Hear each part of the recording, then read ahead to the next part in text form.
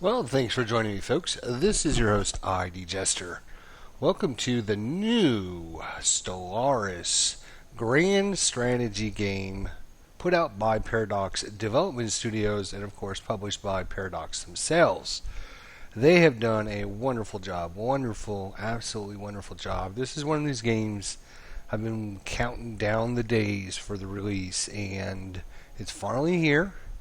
I've put for the last couple of days I've been trying different things, and it's been a blast to play. It's a grand strategy 4X space game. You can definitely take your time and enjoy this one, which I am going to plan on doing with you guys here. So hopefully you'll enjoy it. In fact, just a heads up, this first episode is probably going to be mostly just going through the interface, creating our custom brand new race, and just talking about the game in general. So if you're looking for more in-depth gameplay, probably go ahead and look at the next episode, Part 2, which will be coming very shortly. So as I mentioned, 4X space game. Paradox Studios is known for all of their grand strategy games. Europa Universalis 4, Crusader Kings 2, and even City Skylines have a lot of grand strategy. And I love grand strategy, and I love my 4X games, so this is going to be something that I think is going to be really, really good. And the other thing behind Paradox is they tend to release a lot of updates and extra content for their games. So this game is just going to keep getting better and better. There is probably just one issue that I have with the game, and the fact that there isn't a lot of in settings. There's not a lot you can really adjust. I have adjusted the sound down, and I have turned the music all the way off. This way YouTube doesn't flag it as something weird or whatever. So I turned the volume down. Hopefully it won't be too loud. And that's pretty much it. You can see there's not. I have turned the tutorials off because I understand the concepts and I have a pretty good understanding of what to do. I just sometimes don't do it very well. But yeah, you can see there's not much in the options. But there is a ton in the character creation. You can see I've got a couple different races I've already created here. I've created Jester's Holy Minions and the X-Ran Swarm Hive. And you know, anytime you create a custom race, they will be added to your list, and you can choose to have them appear in your regular game. You can lock them to make sure they always appear. You can disable them. So we're going to have a chance of having our own races in there. We're going to create a brand new race to show you guys all of the important and interesting things you can add to your race. This isn't just picking a new, species and you're done. There's a lot to it, as you can see. There's a whole list of things. So first things, appearance. So there are mammals, there are reptilians, there are avian, birds, arthropods, which are insects, musculoids, and fungoids. So I've created a mollusk one right here, and I've created an arthropod, which is this one right there. So this time I'm going to do something either reptilian, mammalian, or avian. There are a lot of cool bird choices. You can see all the different looks. That guy looks pretty cool. I like this guy. So we're going to choose that guy. And we just ticked the next button there. We can randomly choose names. As you can see, I can just keep clicking through here. For our Bokii. Bokii? Bokii. Is that how you say it? Bokii? I like Bokii. Bokii. I think let's do Bokii. We'll put two eyes on it. Bokii. There we go. Hey, I like that already. Coming along nicely. So you can choose your ship prefixes. So we're going to call them the flyers. And we're going to choose, actually we are, I forgot already. We're birds. Okay, that's what I thought. So we'll call our ships the flyers, and we'll use avian number 3. That looks good. Excellent. Traits, important things. You can pick up to 4 traits. You have 2 points to spend, which means if you pick a lot of traits that give you bonuses, you'll have to pick a few traits that give you penalties. So there are a lot of really good ones that I've really liked so far. Extra energy, extra food, extra minerals, extra science. But I've really liked the where is it? Growth time minus 10%. That's nice. I like the talented, which gives your leaders a level. So we'll choose that for 2 points. Notice we're right at our level. We can choose up to 3 traits more, but of course, again, if we choose a positive trait, we'll have to choose a negative trait. I will choose solitary,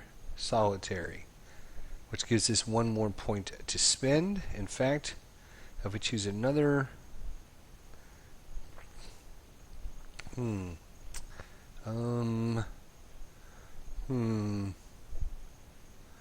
let's see here. Strong, very strong, quick learners.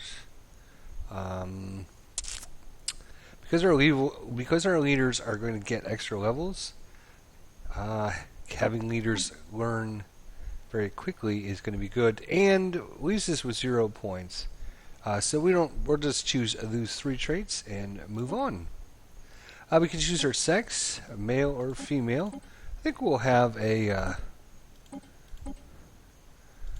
female. Ooh, Eye of God. Sure. You can choose the look. I like that. And different clothes. Ooh, I like that. It's kind of bird looking. I do like that. And now we'll go on to the homeworld part. So we're going to choose our basically our world type that we like, and from there it'll be other worlds. So if we choose continental, other worlds that we settle that are continental will give us 80% happiness maximum, and the ones that are adjacent to that would give us 60%, and then 20%, and then these 2 worlds we cannot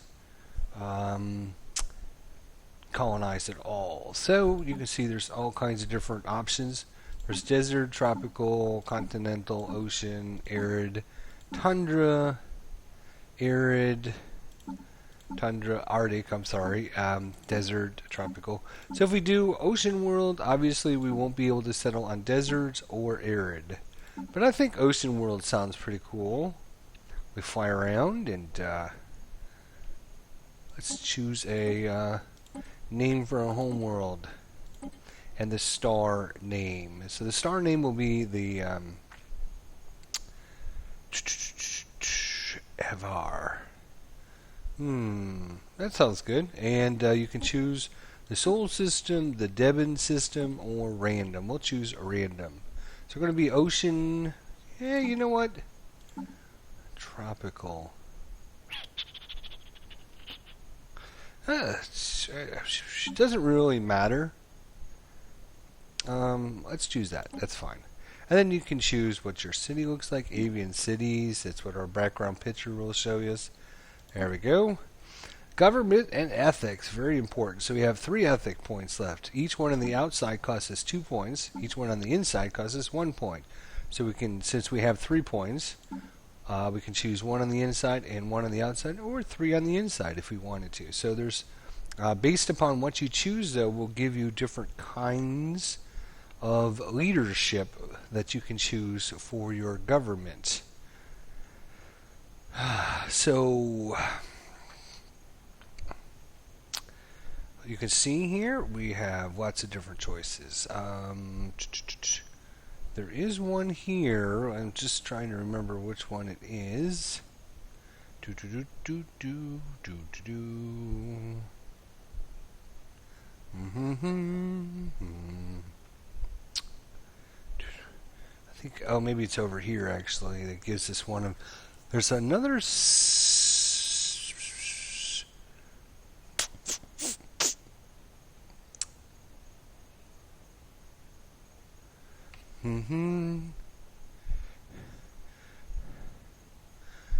What are these choices over here? Ah, there it is.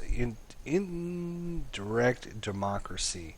Leader skill level +1. So all of our leaders with our other bonuses, we're going to get a +1 and then another +1. So that's going to give us +2 to each of our leaders. So we definitely, I'm going to go with an indirect democracy. That's worked out pretty well for me so far. So I want to make sure that the choices we make won't change that. We'll go for a little bit of science. We'll be the fanatical materialist. That gives us an extra 10% of all of our research. And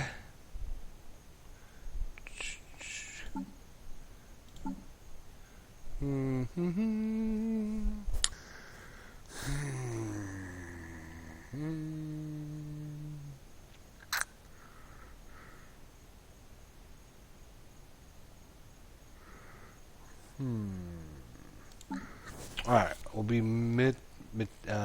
fanatic, materialist, and also militarist. Actually, I wonder, yeah, you can choose 3 on the inside. I've never done that. We should try that. Sure. Oh, maybe you can, yeah, maybe you can only do 2. Okay. Alright, that's good. And then for our government type, we're going to definitely choose indirect democracy, which means we're going to hold an election every 5 years to select a new ruler. Hopefully our rulers will last a long time. This is our empire name. The Bokii Cooperative, the Bokii State, the Confederacy of Avar, which is our system, the Bokii Cooperative, Bokii United Worlds, the Bokii how about the Bokii Empire? There we go. That's not too bad. And of course, Bokian is our fun. We get to choose our flag. So something kind of birdie. That's not bad.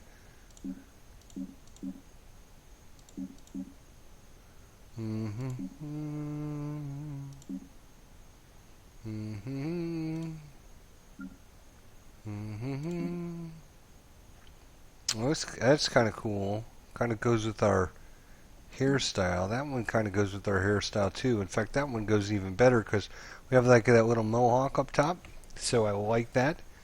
Our primary color, we're going to choose, yeah, this light green. I like that. That's cool. We just need to come up with a better background. That's not bad. I kind of like the little circle. I know it's kind of generic and plain, but that's okay. Alright, so that's our Bokii Empire. Right there we are. We are going to normally start with energy weapons, which I think is pretty cool. I like energy weapons, laser beams. They're really impressive on the screen to watch the battles and such. So we'll do that. We have different modes. There's 3 different modes for travel. You can see there's actually another one. Looks like they are ready. One of the expansions will add a new way to get around. You see they've left that out for now.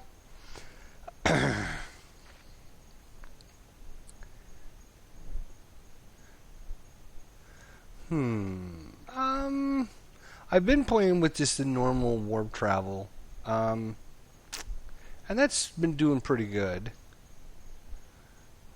Hmm.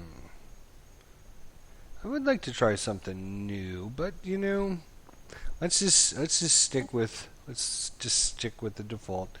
Avian ship designs, and that is it. That is all of what we get. There we go. So we're militarists and fanatic materialists. So extra science and rivalry influence gained and army damage and war happiness. But our alliance costs 50% extra to align ourselves with other people. We have a leader skill +1. We are solitary, so our happiness is -5. But our war happiness will compensate for that, but that's okay. And we're quick learners, so leader is going to gain extra experience, about 25%. Who's our ships, who's our lasers, and that is it. And all we have to do is hit save, and the Bokii Empire has been successfully saved. Now we hit done, and there's lots of different choices you can choose here. There is tiny, small, medium, large, huge. We're just going to go small. There's elliptical, a spiral with 2 arms and rings. You can see lots of choices. I'm going to try spiral with 2 arms. We're going to play with 10 other people, with 3 having an advanced start, normal difficulty. Any way they want to get around, you can restrip it to warp, hyperdrive, wormhole, or any. And Iron Man mode, which means there's only one save, so you can't go back if things go horribly wrong, which of course, who knows, it could possibly happen. So let's take a look at our universe that we're going to be playing in with the Bokii Empire. There we are. So as the eons since the first primitive Bokii communicated took shape in the archipelagus and lagoons of Avar Prime, our civilization has spread and prospered. We blah blah blah. Our first warp drives and the stars are firmly within our grasp. Alrighty. So kind of an overview, just to remind you one more time. Of course, you can do that. Alright, so you can zoom in, you can zoom out. Down here is the galactic map, so let's click on that. We can zoom in and out of that, and you can see where we're at. Alright, so there is 2 spiral arms, one here and one here, and this is kind of the center of the universe. We're kind of over here in the, well, the 3 o'clock would be here, or 3 o'clock would be here, 6 o'clock would be here, so we're about the 4 o'clock position. And anytime we want to zoom into any star, we just click on it. You see we have lots of things in our system, all kinds of different planets and moons and stuff like that. First of all, let's just go over the interface real quick for you guys if you're unfamiliar. So there's some buttons up here to check out different things. We'll look at those eventually. Energy is basically money in this game. Energy, it's costs for your upkeep, etc. I mean, you can read the little detail there. Minerals is how you build things. So want to get lots of minerals. Obviously, the first number is our stockpile, and our second number is how many we're gaining or losing. Their influence just goes, each month will go up or down based upon your influence amount. And you spend that on enacting edicts and hiring leaders and all kinds of things. There are 3 different kinds of science. There is physics, society, and engineering. Right now we're getting +5 in all of them. And there's strategic resources. You can control up to a maximum of 5 planets. You can have more than 5 planets, but you can only have direct control over more than 5. If you get a 6th planet, what you're going to have to do is basically create a sector and put a governor in there and let the governor kind of manage that for you. So I'm not a big fan of that. I wish they would allow us to do more, but I guess they didn't want people to get in and have to manage, 30, 40, 50 planets if you play on a huge world. This is a real-time game, I should mention. This is our naval capacity. So you can have up to 12. Right now we have 3. And we'll show you what we have. Over here is the outliner, which shows you all your important things. You can obviously click on any of them to go to them. So if we want to go to our construction ship, we can click on it, and there it is. Right here it is. In fact, let's check out our awesome, super cool construction ship. Very nice. Oh, shiny. Pretty cool. Alright, so constructor ships are basically going to build mining sites around so we can get some more resources. We also have a science ship. Let's go to the science ship. Let's check this one out. Ooh, cool.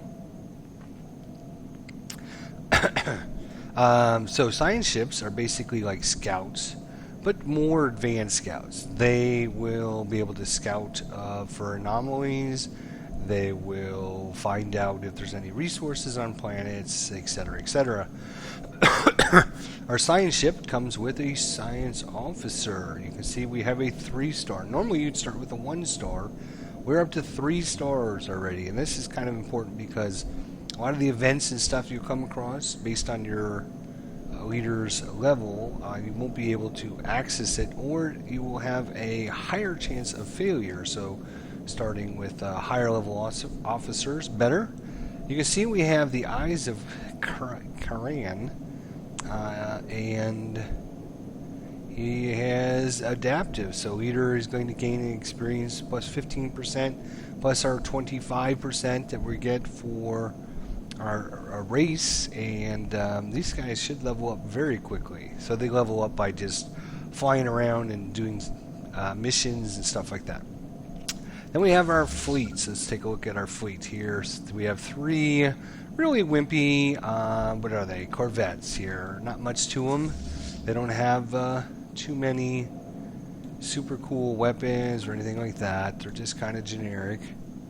But they'll help defend in case pirates or space creatures come around or anything like that. Then of course we have our system. So if we zoom, our world here, Avion Prime. There it is. It's an ocean world. And you can see we have a governor there. Our governor is providing happiness, construction time minus 15%, clear blocker time minus 43%, and clear blocker cost minus 25%. So what is the blockers? We'll look at that in just a second. You can see our outputs over here. We have we're producing 8 energy. We're producing 10 minerals. No science. You can see the size of our planet is 16. We're producing 4 extra food, so that will determine when our next population growth will happen. And currently we have 7 of 10 population. Your homeworld is always have ability 100% unless you've got some kind of a bonus or research or something like that. It's always 100%.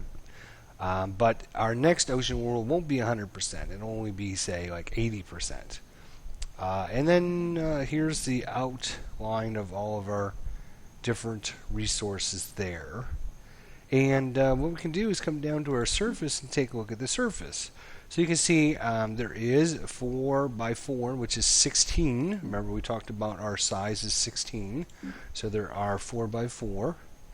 And some of these areas we can't actually put guys in yet because there's sprawling slums or industrial wastelands and all kinds of bad things. So we have to clear those areas out before we can actually put guys there. You can see guys are working different tiles. We can move guys around by just clicking and dragging, and that's how you can kind of manage your different resources. And of course we can upgrade once we have the technologies. You can see some of these areas actually have buildings in them. So this has a mining network. This has our planetary administration. This has a power plant. So when you build a building, it will either it will add to whatever resource is in that. So for example, if we add a hydroponic farm to this spot, hydroponic farm gives us +2 food. So if we build one there, we get 1 food because of the location, so this will then produce 3 food. If we produce the same thing over here, what ends up happening is we would still get the 2 food from the hydroponic farm, and we'd also get the 1 food, but we would lose the minerals. So areas that have multiple, you have to think about whether or not you want to specialize that area or not. So that's how that works. You can see our armies and our spaceport. A spaceport is where we can build. Right now we can build more corvettes, construction ships, or science ships. And of course we can upgrade our spaceport with different technologies once we research them. So let's look at technology really quick. We have physics, society, and engineering. And each one of our science officers has a skill level and a specialty. So Beak of Magenta, his specialty is field manipulation. So anything that they specialize in will give you an extra 10% research. Notice that none of these match her category, so we're not going to get that extra 10%. For each level your leader is in the category, you're going to get an extra 2% research speed. So because he's level 3, we get 6% extra. Same thing across the board there. So you randomly get 3, unless of course you have any special racial abilities or anything like that. You normally get 3 different choices. Once you choose one, these are basically, think of these as like cards in a deck. The deck gets shuffled, and the next time you'll get 3 more cards. So you might get this one again next time, you might not. So you have to decide what's going to be the most important thing. So this will give us more energy credits. This will give us a physics lab. This will give us a empire-wide survey speed plus 15%. And it's also going to give us a gravitonic sensor, which gives us sensor ranges for our ships. So survey speed this early in the game is going to be very helpful because we're going to be spending a lot of time surveying things. So we're going to choose that. And poof, we're done with that guy. Now we can do society and do the same thing. 3-star. The Plum of Lavender. He is expertise in military theory. So let's see what we get for our choices here. You can see this one actually matches. So we would get an extra 10%. And this is going to give us an extra 10% naval capacity, which is going to be our how many ships we can actually own. Unfortunately, the most important one is the colony ship. If you want to colonize, you may or may not get this if you don't choose it right off the bat. But this one is always there for you the first time. So you'll get this one, and then you have 2 other random ones. I think personally, everybody should have a colony ship by default.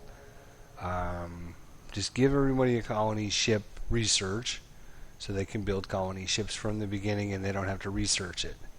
But that's just my own personal feeling. So we're going to have to take colony ship, unfortunately. And last of least, we have the Plum of Purple, who's the Spark of Genius. Research speed 10% extra, always for everything, so it doesn't matter. So you can see we're at an extra 16% for him all day long. So we can choose armor for our ships. We can choose a Betharian power plant, which is a special resource, I believe, strategic resource, which we don't have right now. Or we can choose missile defense modules and nuclear missiles for our ships. Medium I think we'll go with the missiles and try to upgrade our ships right off the bat and see if we can get some of that done. Alright, so again, here is our system here. You can see, you can rotate it up, down, left, right, whatever you want to do. We have lots of things in our system. So what we're going to do is put a cut in this video. We'll come right back so that way the people that didn't watch our intro video will be caught up with what we're doing for Empire in the next episode. So thanks for watching. We'll see you guys next time.